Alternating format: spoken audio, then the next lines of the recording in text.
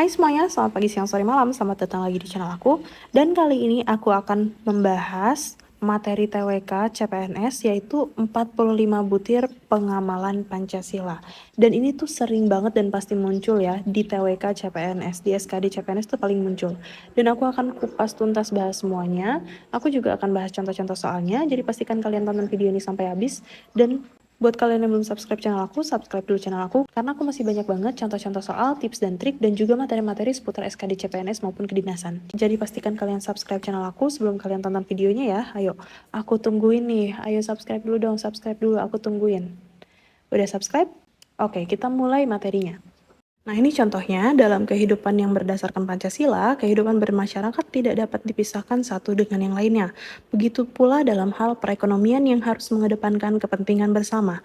Hal ini sesuai dengan prinsip Pancasila, yaitu sila ke... Yo, kira-kira ini sila keberapa ya dari butir-butir Pancasila yang udah aku jelaskan tadi?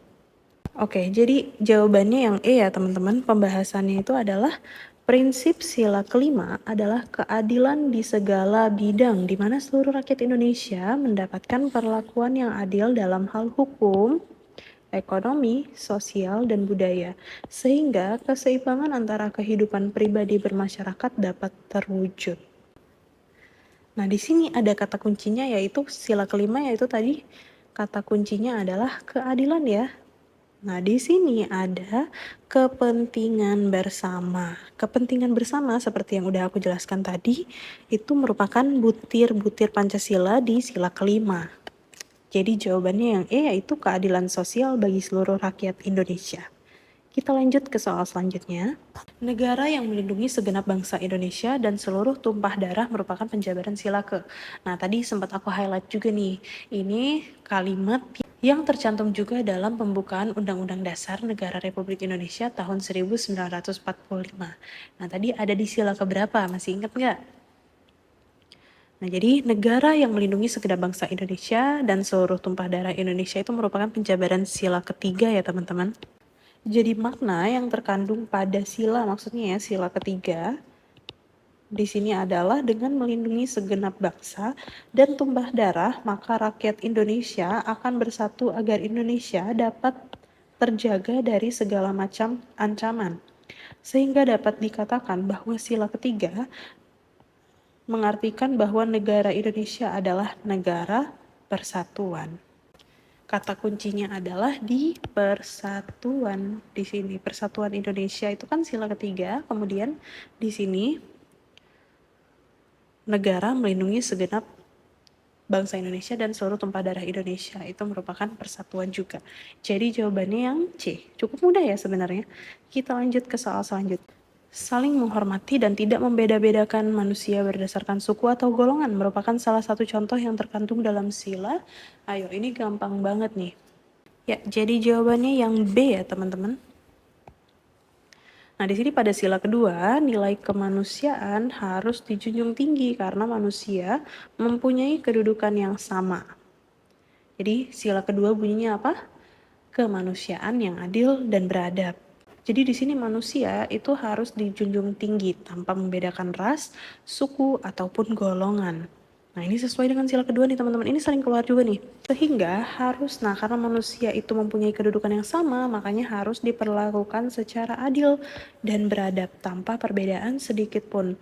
Karena semua orang mempunyai hak asasi yang sama untuk dihormati orang lain. Nah, sebenarnya pasti kalian agak bingung ya, ini sila kedua atau sila kelima ya? Nah, ini tuh lebih tepatnya ke sila kedua ya teman-teman, karena di sini soalnya case-nya adalah saling menghormati dan tidak membeda-bedakan.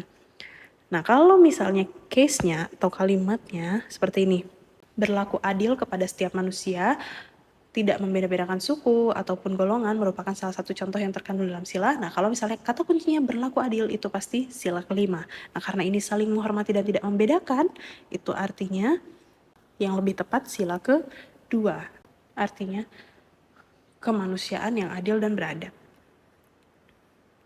Karena menghormati itu merupakan salah satu adab juga. Nah, di situ sebenarnya salah satu kata kuncinya atau clue-nya. Kita lanjut ke soal selanjutnya. Sebelum masuk ke soal selanjutnya, subscribe dulu ya. Akan aku kasih banyak contoh soal lainnya. Subscribe. Memberi kesempatan rakyat untuk mengajukan saran dan kritik dalam hal pelaksanaan pembangunan yang dilakukan pemerintah merupakan contoh pengamalan sila ke. Nah, di sini kata kuncinya adalah mengajukan saran dan kritik dalam hal pelaksanaan pembangunan. Nah, di sini kata kuncinya adalah mengajukan saran dan kritik. Apa tadi? Kalau soal pendapat-pendapat begini nih, apa ya?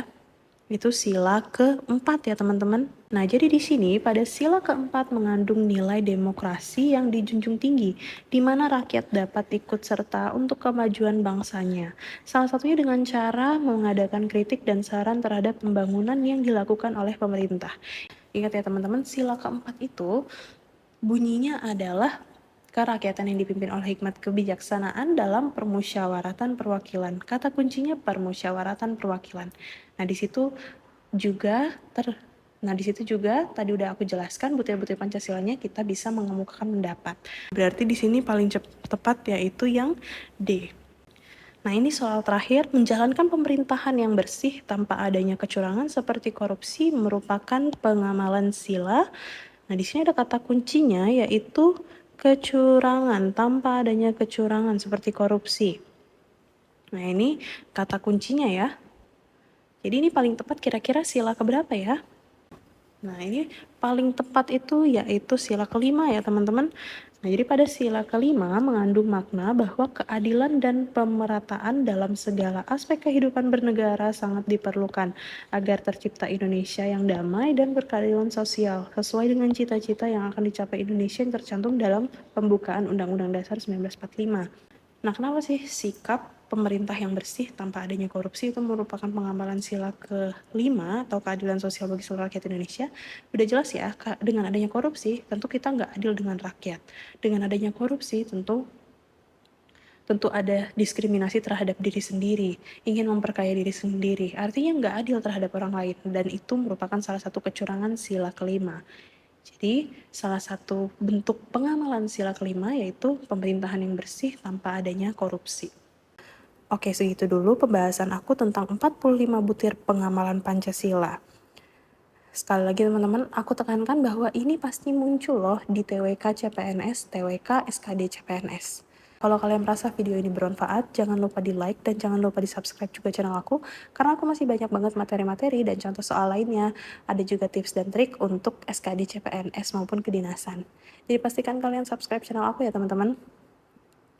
Nyalain juga lonceng notifikasinya supaya kalau aku upload video baru, kalian langsung gercep nih nontonnya. Terima kasih telah menonton, sampai jumpa.